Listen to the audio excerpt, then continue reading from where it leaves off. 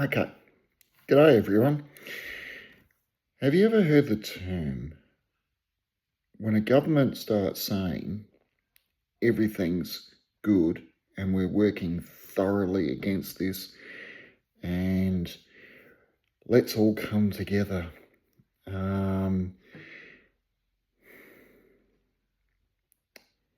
Anytime you hear that,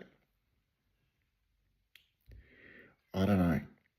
You can all, I'm sure some of you have seen it, and I'm sure it'll be widely available tomorrow, the entire speech. I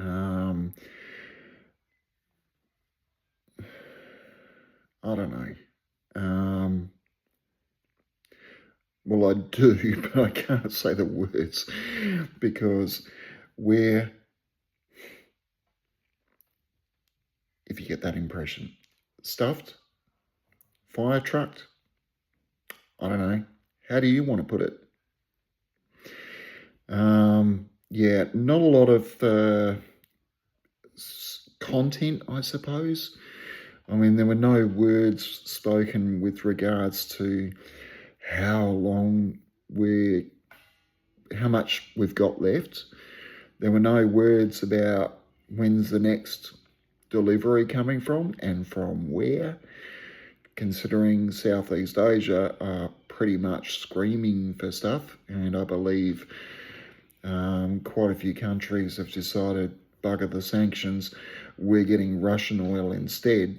So, at the end of the day, Australia still has sanctions on Russian oil, and one has to wonder that if Singapore starts saying, hey, Russia, we're happy to pay, can we get some of what you've got? And then, of course, it gets refined. Australia happily sends its 2 little boats over to get filled up. And, we end up with Russian diesel, Russian unleaded. And I'm pretty sure everyone's going to turn a blind eye because, hey, while the pumps are filled, we might have to pay a little bit more because, let's face it, Russia's making a killing out of this. Mind you, they've been losing a lot of their own oil, so they might turn around very shortly and say, yeah, we're not actually selling it anymore. We're keeping it all for ourselves.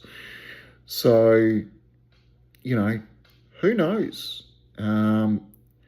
This thing ain't going to end tomorrow. And from what I've been seeing today, even Trump has come out and said, yeah, I reckon we'll stop this in about 2 to 3 weeks' time once we've achieved all our objectives, which I'm questioning what their objectives are these days, because where it started and where we are now and where it's been in the middle has changed so often that none of us can keep up anymore.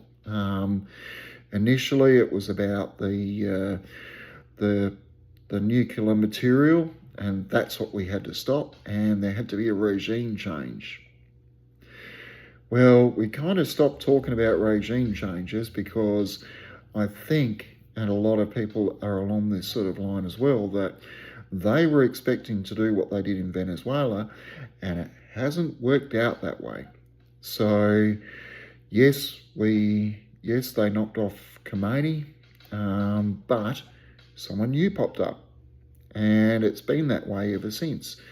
You knock off the commander-in-chief of the Air Force or the Navy or someone else, and someone else comes along, and nothing changes. Like, not a thing. I think I think we're down to about the 4th Air Force commander, and again, nothing has changed. It's kind of getting a little bit silly at the moment, and they've had 40 years to get ready for this. So, and it hasn't just been hiding a bunch of stuff in a tunnel. It's clearly been about the administration side of things. It's clearly been about rank. It's clearly been a complete and total look at the way they do things. And both the US and Israel are thinking it's like a Western community, and it's not. So, yeah, it'll be interesting to see what Trump has to say tomorrow. And it'll be interesting. And I know a lot of, I don't know what Keir Starmer's going to say, but from the people that I've been speaking to, apparently he's on TV every 15 minutes and barely anyone watches him anymore. But yeah, Europe's in trouble. I mean, they haven't just got the fuel issues, and like a lot of people have said, on various channels, well, you've got the North Sea offshore oil. Where's the problem with that? And like Neil McCoy Ward said, they started, the UK government started raising massive taxes for drilling oil because they were more interested in green energy, that it's reached the point where a lot of the offshore oil sea rigs are basically not actually operating, because it's just the amount of tax they've got to pay to actually run the things is to the point where they simply don't. So they're now just about fully reliant on overseas imports, which is crazy. I mean, this is the way every government has gone, Australia included. We've pushed so much into building windmills and solar panels and God knows what to push this green energy agenda, that we kind of forgot that Australia is 4,000 to 5,000 kilometres wide, and it's 3,500 kilometres from south to north, and to be sort of transporting goods and services to all the various communities and inland cities like Alice Springs and even Darwin to a certain extent, and then you've got all the towns throughout Queensland, New South Wales, Western Australia, South Australia. You can't just put it on a train. You've got to put it on the back of a truck, and the truck has to drive from a city to these places. And it is incredibly true. There's a very popular bumper sticker in Australia that says, "Without trucks, Australia stops moving," and that is absolutely right. So yeah, it's, I don't know. I don't feel. I mean, I was never fearful in the first place, but I think this makes me even more fearful. If that's a weird way of putting it, I knew we were in trouble. I watch enough of these videos and things like that, and they're not from silly people. They're from people who've been following this stuff for a long time.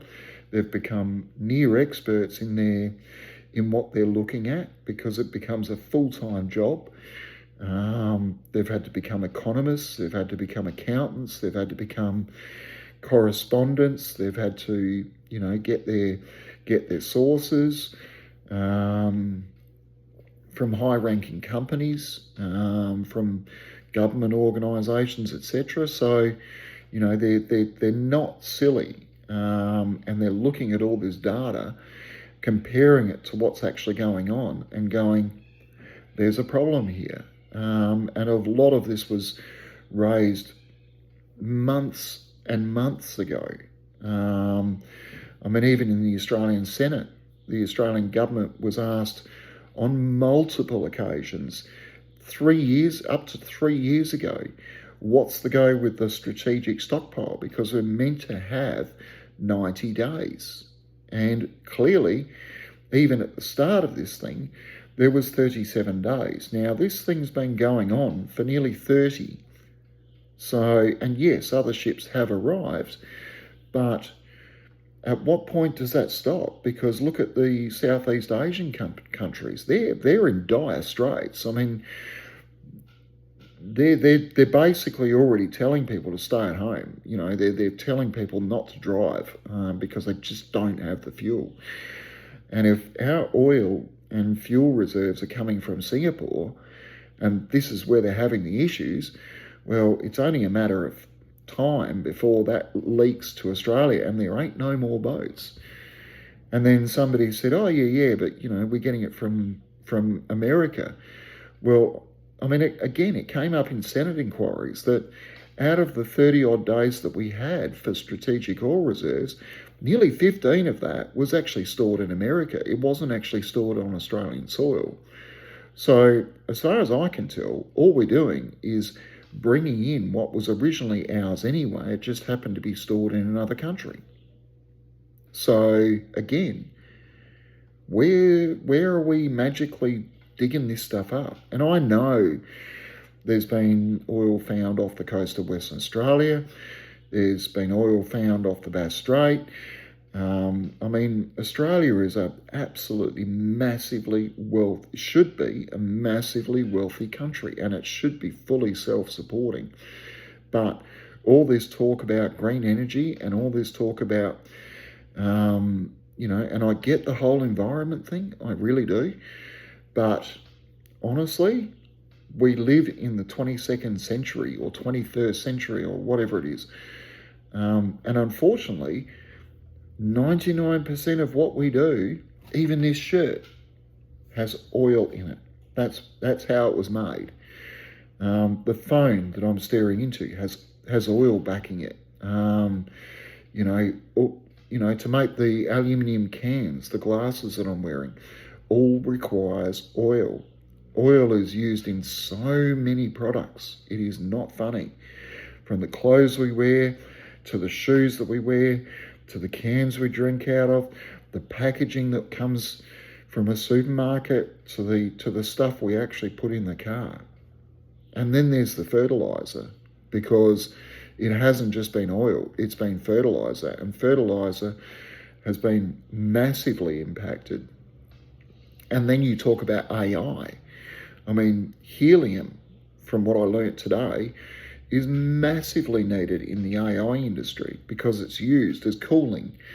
So if you don't have helium, you can't make chips. And a factory was only blown up about a week ago, and it was one of the biggest helium producers on the face of this planet, and that's gone. It'll be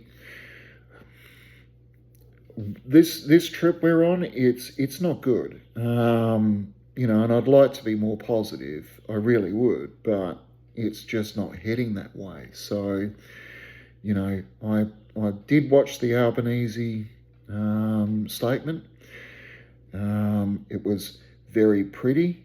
I don't know whether it's going to add a lot of sort of, good feelings to everyone. In fact, they've just reduced the taxes on the fuel costs, and I've been saying that since day one. But it's sort of reached the point now that I think now that the fuel price is going to go down, you're going to have more people out there with jerry cans than we've ever seen before. And I don't care what anyone says. And now we've got Easter where everyone's getting in a car and driving somewhere. Either that or they're getting on a plane and flying somewhere. So we're going to be using a massive amount more unleaded diesel and jet fuel this weekend than what we would normally do during a normal week, simply because people are going away, and they're going a long way away because it's 4 days. So I've got to go to Adelaide tomorrow, and I do have to fill up. The car's already absolutely chockers, but I will top the car up again because I'm not driving around on an empty tank. That's not going to happen. So yeah, I'm sure all the media outlets will release videos on YouTube by tonight, and they'll be available tomorrow. If I can find one, I'll share it on my posts. And I do share a lot of stuff there, photographs, little quotes that I like and stuff like that. So don't just look at the videos, don't just look at the shorts, have a look at the posts as well, because there is quite a lot of content there. And yeah, and if you like it. If you want to comment on it, or if you've got a question about anything, please ask me, and I'm happy to actually answer. You'll find everyone who's subscribed pretty damn good people. I like them, even though I've only ever met one of them, but that's okay. And you know who you are. So, yeah, everyone here is really friendly, really nice, and that's the way I like it. So, yeah, have a look. Hopefully, if I see it, I'll upload it onto my post tomorrow, and if I can make that work, because I'm not technologically very good, but I'll see what I can do. And that way you can actually see his speech without half a dozen other people commenting over the top of it or putting in their opinions, and just see what you think. I think seeing sometimes the full unedited version of something is can be exponentially better, because you don't get the opinions of others on things before you actually watch them or whilst you're watching them. So I'll try and do that, and you can make up your own mind. But for me, I like I said, I get the feeling that you're going to see a lot of people filling up jerry cans this weekend while the price is down, because I don't think anyone believes a damn thing that he's just said. And they're going to do their own thing. And like I said at the beginning of this video, if the government says, hey, everything's great, have a great weekend, enjoy your time, but just make sure you only fill up what you need, well, that's an automatic, oh dear. We've got bigger problems than I thought we did. But maybe that's just me, I don't know. And look, like with all this stuff, time will tell. So, I could be saying this and all of a sudden we might end up with 50 boatloads arriving out of the middle of nowhere from fairyland. I don't know.